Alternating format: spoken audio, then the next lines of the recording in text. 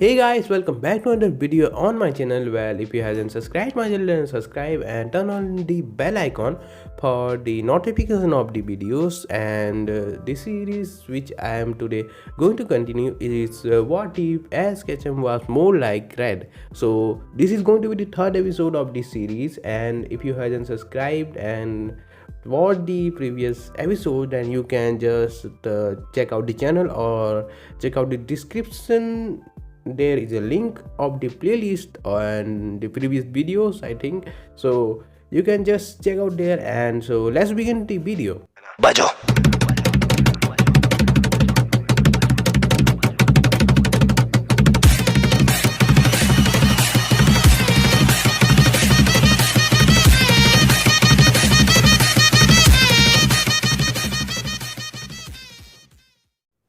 I choose Charmander, exclaimed Ash with a grin and joy in his eyes. Charmander, the surprised Oak questioned. A good choice to be sure, but I was almost certain that you wouldn't hesitate to pick a Pokemon with as much potential and choice as Eevee. Are you sure? As smiled and explained, I did consider it, Professor, but to be honest, I have had my heart set on Charmander for some time. I don't know why, but it feels like beside as a Pokemon master, I am sure I will catch an Eevee someday. As said with the confidence and his trademark grin. Very well, said Professor, hanging over one of the three Pokeballs. The professor began a clearly prepared and often repeated lecture. This is Charmander's Pokeball. A Pokeball, as you know, serves as the storage space and capture device for Pokemon. In addition, I have 5 empty Pokeballs to help you to get started, as said as he handed the capsule over. You will have to buy more on your own. Defeating trainers out in the field will result in your winning prize money, which you can then use to resupply and buy other useful items. Lose too often and you may be forced to return home or face starvation or out in the wild. Oak stated in a serious voice. In addition, you can only carry a maximum of 6 Pokemon with you at a time. Any other Pokemon you will catch will automatically be transported back to the lab. You need only contact me at a local center or anytime you want to trade a team member out. Did you get all that? As you bet. Thank you, Professor, I really appreciate it and I can't wait to get started, said as he slowly began to turn toward his Charmander. Hold it right there, young man, the professor loudly exclaimed. I still have one more gift for you. Out of his pocket, the professor pulled out a red hell hand device. This is your Pokedex. It will serve many purposes on your journey. It can act as a dictionary, give out many facts on Pokemon, record new data based on your observation during your journey, and also serve as a personal trainer ID. Take it and be sure not to lose it. Promptly abolished as held a serious demeanor and gave Professor a solid nod. After observing the young man seriously for a few moments, the professor smiled, returned. Oh, grabbed the remaining Pokeballs and recalled the other 2 Pokemon. Now I am going to take this two with me downstairs to wait for the other 2 trainers. Why don't you stay here for a bit and get to know your new Pokemon? With that, the professor grabbed his coffee and headed down the stairs, leaving Ash and his new Charmander alone at the last. Ash finally got a good look at how Charmander was dealing with the situation. The Pokemon was eyeing the boy nervously, shifting back and forth, careful not to make any sudden movement. Ash got down on one knee and looked the Pokemon in his eye. Hi, Charmander, I am Red as Ketchum, and just as is fine, it's my dream to be world's greatest Pokemon master, but it isn't something I can do alone. I need Pokemon who want to be strong and give 100%. I need partners who won't quit when things get hard. Most of all, I need friends who will stick with me till the end. As stuck out his hand, will you be my friend, Charmander? The Pokemon studied the boy looking deeply into his eyes. There was a fire there, an inner fire that made the fire burning within Charmander's little body. The boy was sincere, and his help Charmander could grow strong. Charmander shouted the little fire type as he tackled his new trainer in a hug, knocking them both over.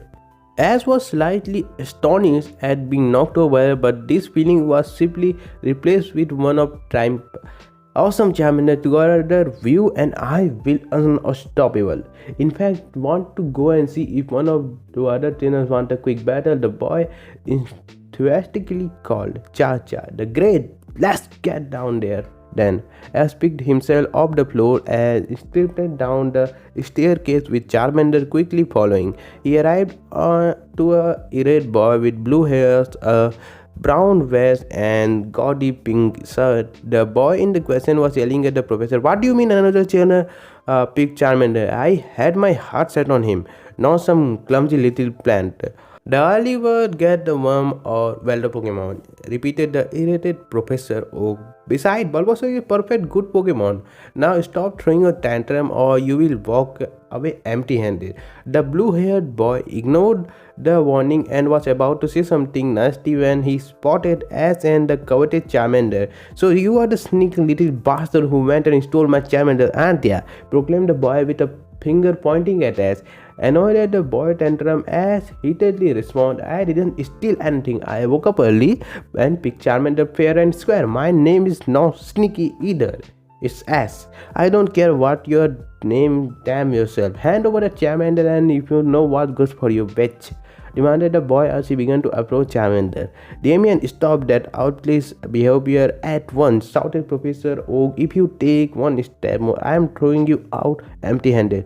The blue-haired boy, or rather Damien, paused at this. Then a smug grin returned to his face. "Hold on now. I am going to just snatch it out of his hand. How about this, Ash? I challenge you to a battle. When I win, I get Charmander, or you can keep this plant. I will use it to put you in your place store." As was dumbfounded at the boy's offer. Why would he risk Charmander? "No deal," said Damien. "Charmander is already my friend and partner. Why would I risk that in a battle?"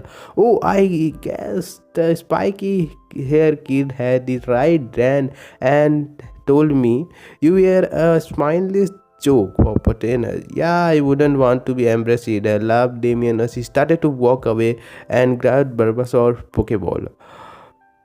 One would think Ash would be mature enough to let the insult slide. Well, that person would clearly never hung around Ash on a regular basis. A childhood full of bullying from his rival Gary in his inherited outgoing personality from his mother and his young age produced a predictable response. "Fine, Charmander, and I will wipe the floor with you." "Now, Ash," started Professor Oak, but Ash quickly interrupted him. "No, Professor, I'm going to teach this bitch some manners.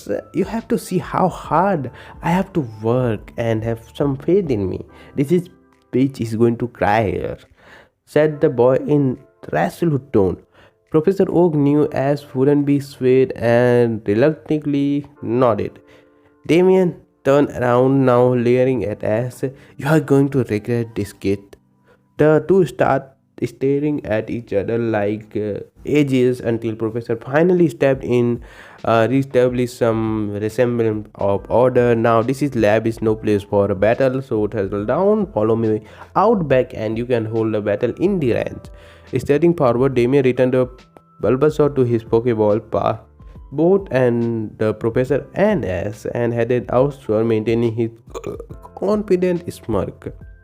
Ash and Professor Oak followed closely behind, with the latter giving worrying looks toward his young companions. The group soon made it outside. The two trainers stand opposite each other on a long grassy field. Professor Oak took his position in the battle to serve as a referee. This will be a one-on-one battle. The battle will end when a Pokemon is unable to continue or the trainer forfeits. Before signaling the start of the match, Professor Oak gave one final look to the both boys. Damien was cocky and assured of his victory with a vicious smile on his face, a manic gleam in his eyes, as on the other hand just stood there in a calm and collected manner. What Oak did notice was looking at his side, the calculating look that exuded a great strength. It was a look he hasn't seen in almost 11 years.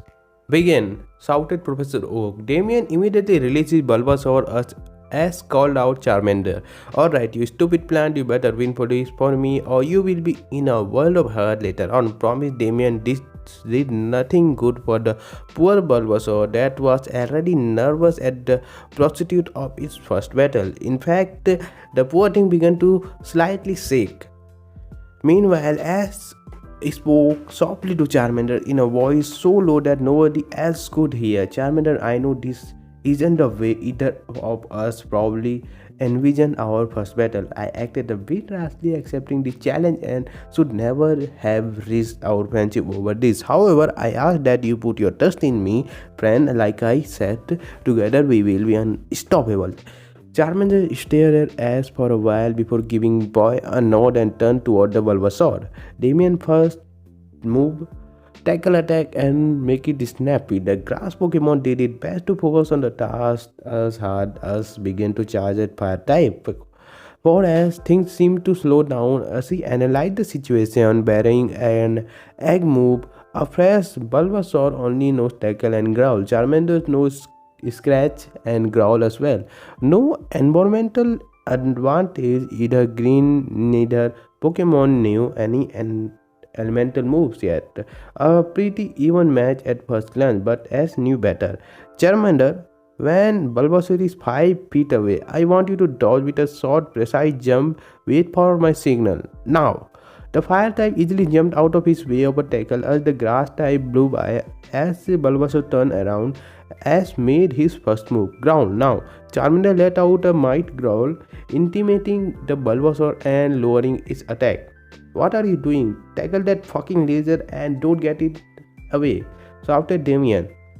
Ash couldn't help but be disappointed at the predictability aggressive strategy that Damien was employing, but his Charmander was on the line. He stayed focused. Let's keep it up, Charmander. Same strategy as before. Keep your dodges concise but unpredictable. The battle continued in the same fashion. Damien ordered an attack, Charmander dodged, and then Charmander growled at Bulbasaur. This continued for some time until Damien finally lashed out at somebody other than his poor Pokemon. Is this a Pokemon battle or not? Fight me, kid, or are you running away? Ash finally let out a smirk on his face, looked at Damien. Be careful what you ask for, Damien. Bulbasaur began another charge, but this time Ash instructed Charmander differently. Charmander, let the Bulbasaur get as close as possible. Now, scratch directly into the Bulbasaur faces. The Bulbasaur, exhausted from the tackle over and over with the little attack power left, was unable to dodge and offered little resistance as the two Pokemon clashed. Charmander scratched sore a direct hit and flung the poor grass Pokemon back to his stunned trainer. Get up, plant, get up. Are you listening to me? No matter how much Damien screamed, the Bulbasaur was unable to answer the trainer's command and blissfully fell into the state of unconsciousness. What a sigh of relief. Professor called a match. Bulbasaur is unable to battle. Ash and Charmander win. Damien still couldn't Fandom, how this fucking punk beat him. You must have cheated or something. No way a talent like heck like you could beat me. Ash couldn't help but brag a little as he retorted, I didn't need to. Damien, you made the battle far too easy. You see, we both had the two starter Pokemon that seemed to be evenly matched, but if you knew your Pokemon, you would be that a new Charmander still had an advantage over a new Bulbasaur.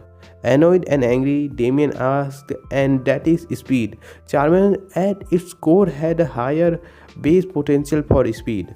Keeping this in mind, it was easy to have Charmander dodge your attacks and whistle down Bulbasaur's attack power. All the while, Bulbasaur tired itself out from all those tackles.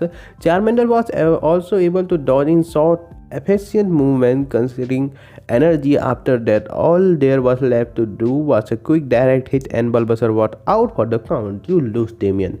Done with the bully. As he walked to his Charmander and got down to his level once more on a knee, rubbing Pokemon on the head. I'm really sorry for putting you in the situation, buddy, but I couldn't be more prouder. You were amazing out there, Charmander. The fire type presented and punched Ash's shoulder in a gentle manner as if to say, all is forgiven, bro. Sadly for the duo, Damien was not done yet. Out of his sleep, another Pokeball emerged and he quickly called it a Dodrio. Fury attack on that kid and the Charmander. Now, Ash and Charmander could not do nothing but turn around as the giant bird charged toward two of them with a sharp beak at a high speed far greater than Bulbasaur.